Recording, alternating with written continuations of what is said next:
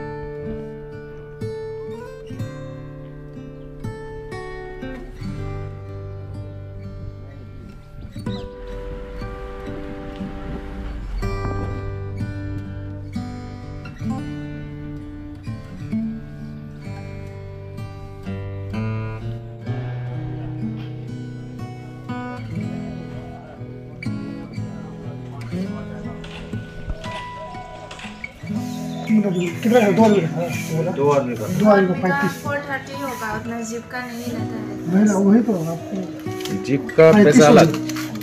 430 होना चाहिए। वो 3500 लिया। गाड़ी का भी लिया है। अब नहीं मिलेगा। नहीं,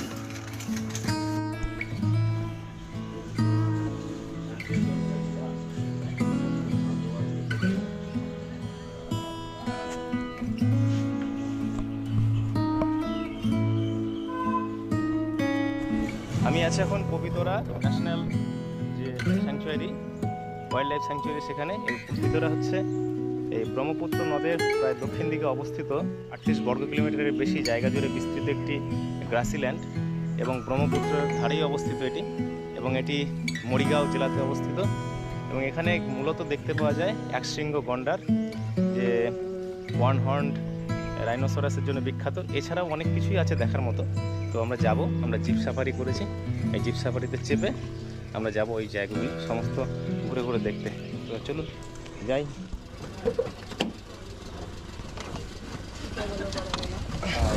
এই নিপেনদা আমাদের সাথে আছেন, আজকে আমাদের জিপ সাফারি করাবেন।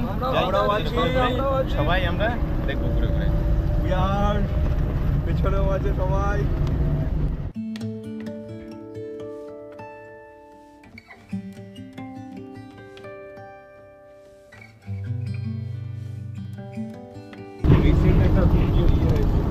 সামনে গাড়ি দাঁড়িয়েছে, সামনে কিছু আছে মনে হচ্ছে। শিয়াল শিয়াল শিয়াল পাখিটাকে ধরে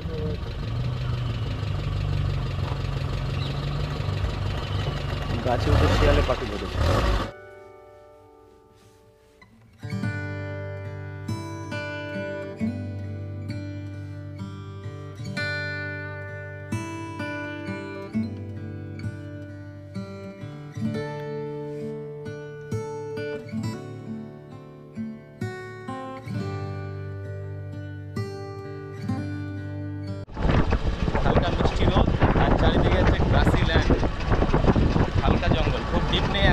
গভীর জঙ্গলের মধ্যে যাইনি, কোর এরিয়ায় যাইনি, এখনো গন্ডারের দেখা পাইও নি।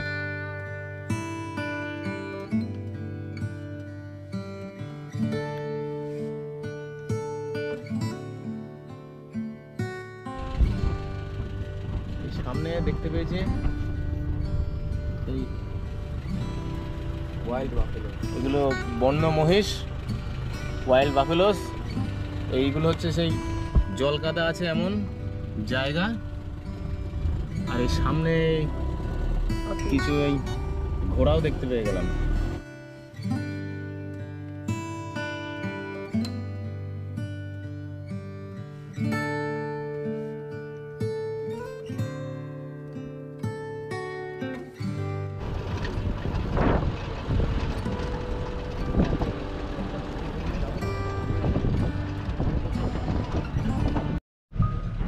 এই দেখা পেয়ে গেলাম সামনে গন্ডারের, একেবারে জঙ্গলের মধ্যে পুরো গন্ডার।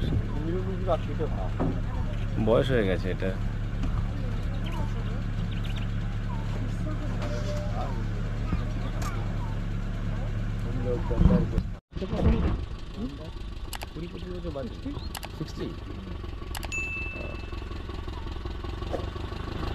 বয়স হয়েছে, ওর হাতে পায়ে এইগুলো সে ঘায়ের মতো হয়ে যাবে।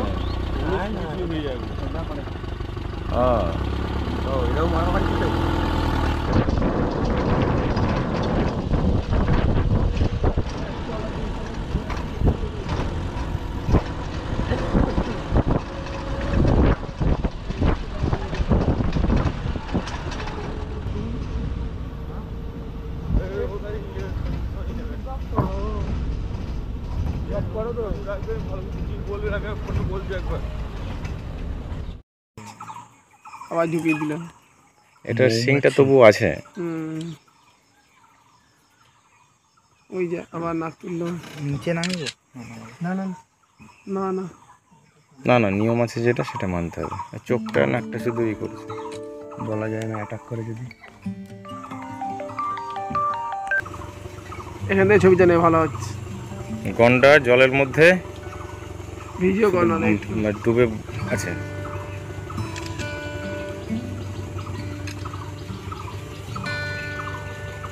মোশনটা ভিডিও কর, আমার নাক তুলছে আর না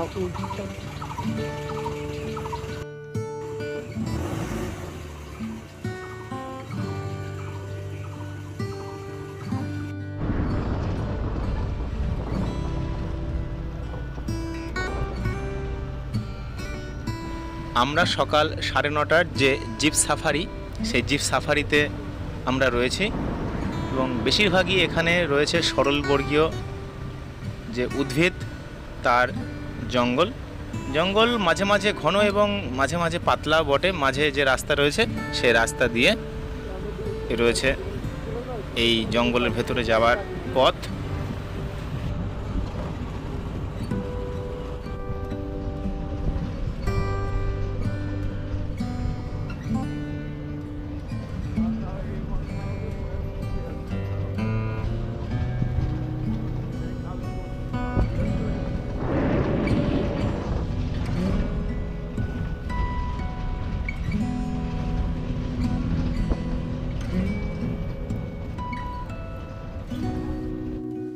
এটি এলিফ্যান্ট গ্রাস এর বন।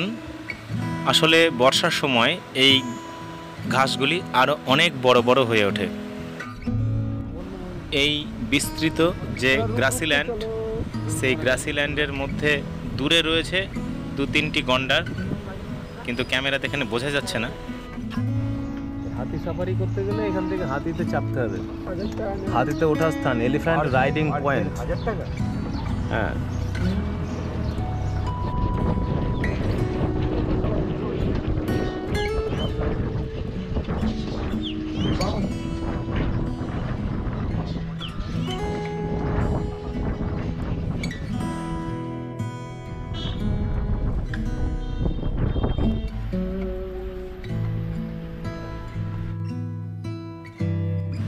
পবিতরা ওয়াইল্ড লাইফ স্যাংচুয়ারি ভ্রমণ সেরে আমরা এখন ফিরে চলেছি।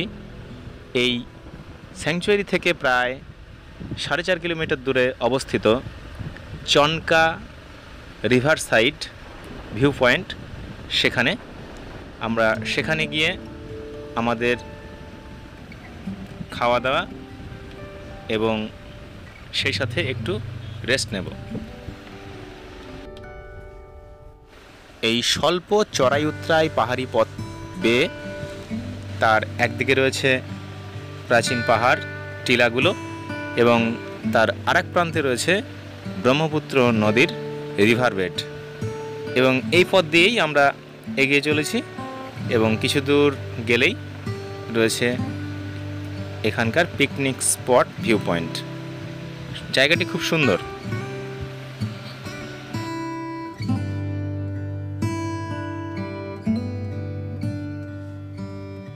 সাধারণত এটি ওভারলুকড হয়ে যায়, তো যদি আপনারা এই পবিতরা ওয়াইল্ড লাইফ স্যাংচুয়ারি ঘুরতে আসেন তাহলে অবশ্যই ফেরার পথে এই জায়গাটি দেখে নেবেন।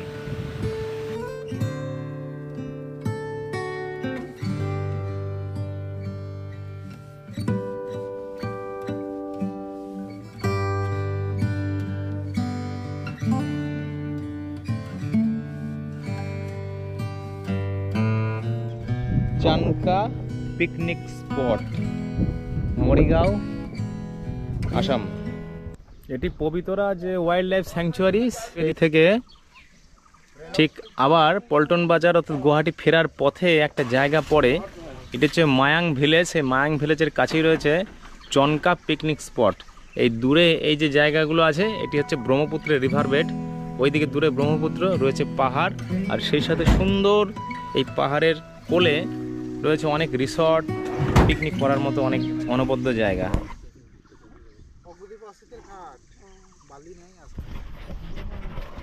যেতে যেতে আমরা চলে এলাম এখানে। ভালো রোদের তাপ, রোদও ভালো, পরিবেশও ভালো। এই হচ্ছে আমাদের চনকা ইকো ক্যাম্প। এই চনকা ইকো ক্যাম্পে আমরা খুব ভালোভাবে সময় কাটালাম। তা বন্ধুরা সবাই আমরা আছি, কেমন লাগলো সবাই? দারুণ দারুণ দারুণ ব্যাপক। আর এই সামনেই রয়েছে এই যে এই রিভার বেড, এখান থেকে দেখা যায় এই যে এটা।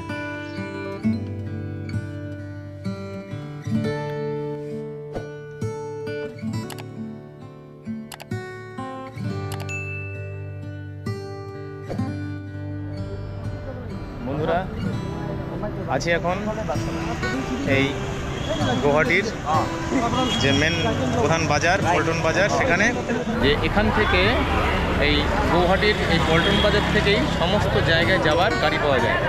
বিশেষত এখান থেকে মেঘালয়ের শিলং বা এখান থেকে এই আশেপাশে অরুণাচল প্রদেশ, মিজোরাম, নাগাল্যান্ড, মণিপুরের সমস্ত জায়গার বাস গাড়ি সমস্ত কিছু এখান থেকে পাওয়া যায়।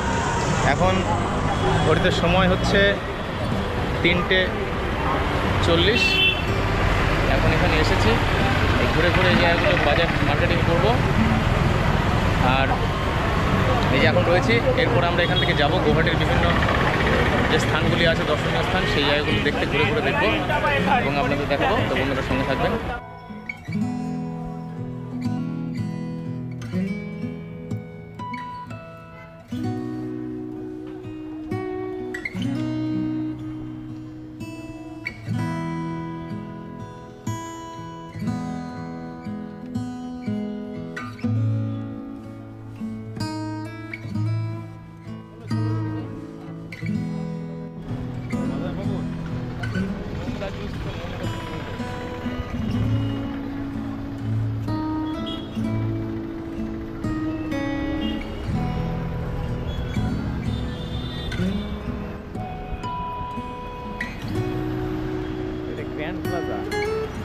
ওইখানে একটা দোকান আছে, ওইখানে একটা ভালো দোকান আছে, খাবারের দোকান।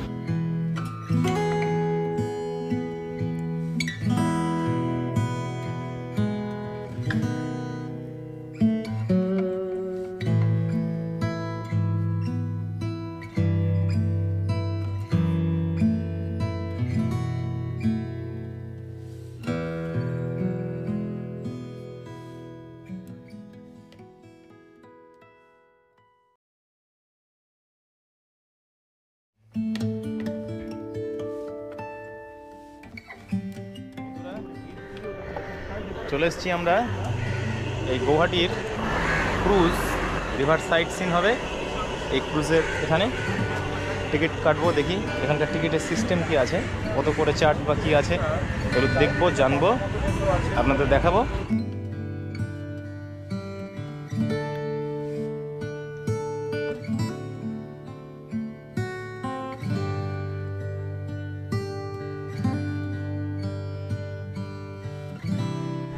অ্যালফ্রেস্কো গ্র্যান্ড ক্রুজ পরিষেবা এই গৌহাটির উচান বাজার যে ঘাট সে ঘাট থেকে পাওয়া যায় আমরা 5 জন আছি টিকিট কেটে যাব যাই দেখি সেবা আছে দাদা এখন কটার টাইমিং আছে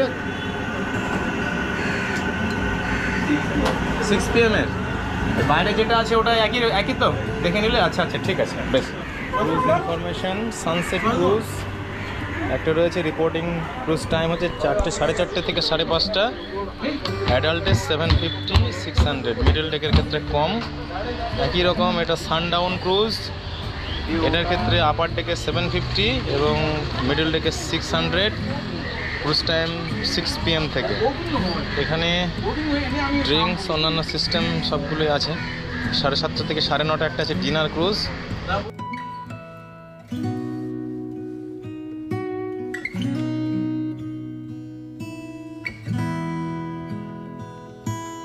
আমাদের সাথে সবাই চলুন ক্রুজ পরিষেবা এবং এই ব্রহ্মপুত্র নদের মধ্যে আমরা ক্রুজে করে ঘুরবো আমরাও ঘুরবো আপনারাও ঘুরবেন চলুন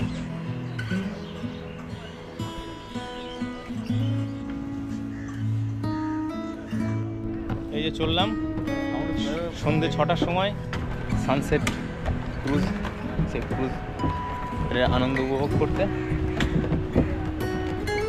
এই হচ্ছে আমাদের চলুন তারপরে চলে যাই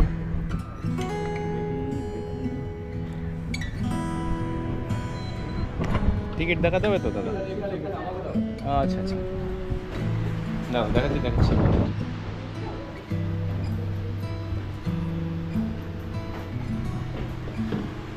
ঠিক আছে table number R3 thank you চলো এবার ক্রুজে যাই উঠে পড়েছি ক্রুজের ডেকে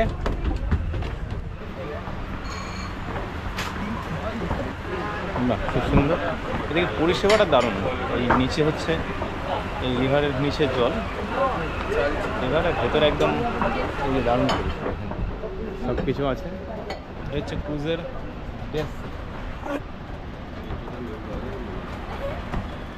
থ্যাংক ইউ এই হচ্ছে রিভার ব্রহ্মপুত্র আসলে এই ক্রুজের ভেতরে বসে এই চারিদিকটা ঘুরে ঘুরে দেখা যাবে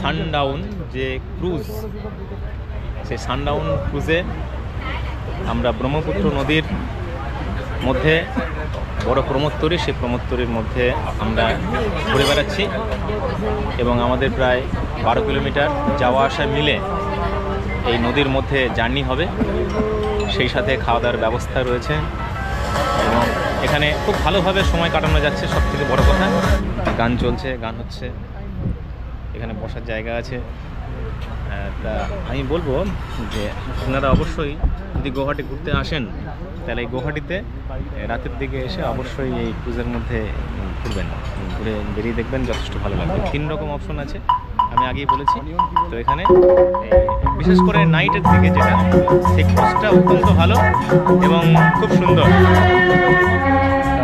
এই ক্রুজ 1 ঘন্টা হবে 1 ঘন্টার মধ্যে এখানে খাওয়া দাওয়া বিভিন্ন রকম সফট ড্রিঙ্কস কোল্ড ড্রিঙ্কস এগুলো বিভিন্ন রকম ড্রিঙ্কস আছে এই ড্রিঙ্কসগুলো নিয়ে আপনারা এই করতে পারবেন এখানে সুন্দরভাবে সময়টা কাটাতে পারবেন ফ্যামিলি নিয়ে আসা যাবে এবং সেই সাথে বন্ধুবান্ধব থাকলে সেটাও ঠিক আছে কোনো সমস্যা কিছু নেই খুব সুন্দর ব্যবস্থা सोचो कि जब मेरे बारे में तन्हाइयों में गिर जाओगे বন্ধুরা ওই দূরে ওটা সরাইঘাট ব্রিজ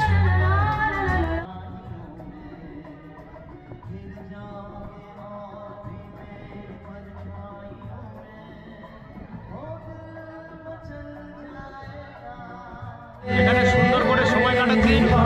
খাওয়া দাওয়ার ব্যবস্থা তো আছেই। অর্ডার দিয়েছি সফট ড্রিঙ্কস, কোল্ড ড্রিঙ্কস আর সেই সাথে ব্রেড পকোড়া। ব্রেড পকোড়া আছে, এই অর্ডার দেওয়া আছে, আসছে। আর পরিবেশ এক কথায় অসাধারণ, দারুণ ভালো লাগছে।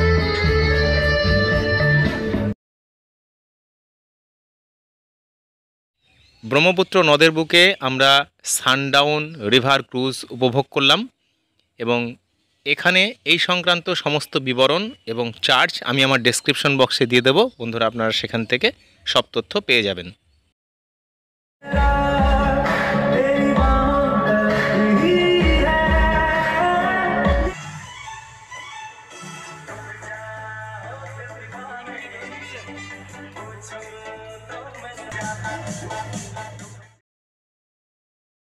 আমরা সানডাউন রিভার ক্রুজ সেখানে সময় কাটিয়ে চলে এলাম আসাম স্টেট ওয়্যার মেমোরিয়াল। এখানে রয়েছে যুদ্ধে ব্যবহৃত বিভিন্ন অস্ত্রাদি এবং একটি ভালো সংগ্রহশালা। চলুন বন্ধুরা এটা একটু ঘুরে দেখে নিই।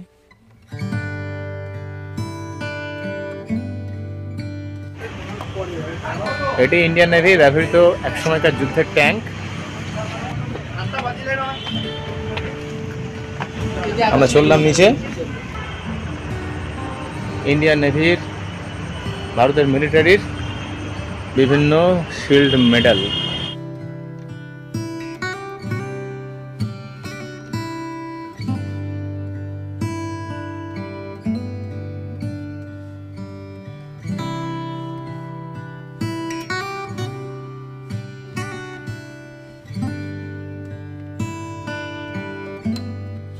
এখানে যে ধাতব ভাস্কর্যটি রয়েছে সেটি সরাইঘাটের যুদ্ধের ইতিহাসকে তুলে ধরেছে।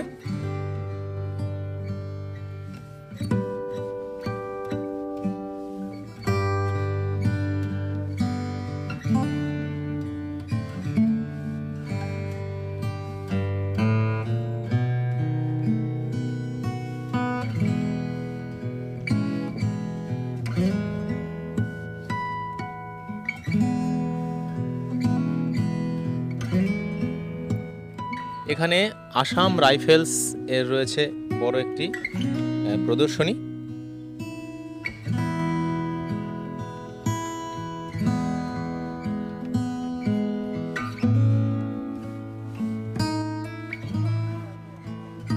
আমরা চলে এলাম পল্টন বাজারে। এখানে রয়েছে হোটেল 12 আনা বাঙালিয়ানা। এই হোটেলে বাঙালি খাবার খুব ভালোভাবে পাওয়া যায়। তো এখানে খাওয়া দাওয়া করে আমরা রাত্রে ট্রেন ধরে যাব নাহারলাগুন।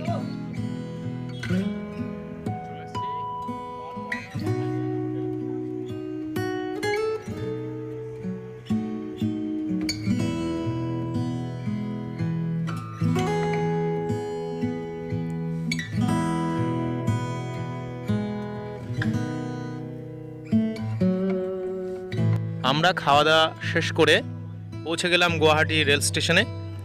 এই সামনে রয়েছে 1 নম্বর প্ল্যাটফর্ম এবং আমাদের জন্য ট্রেন রয়েছে 15817 দনি পোলো এক্সপ্রেস।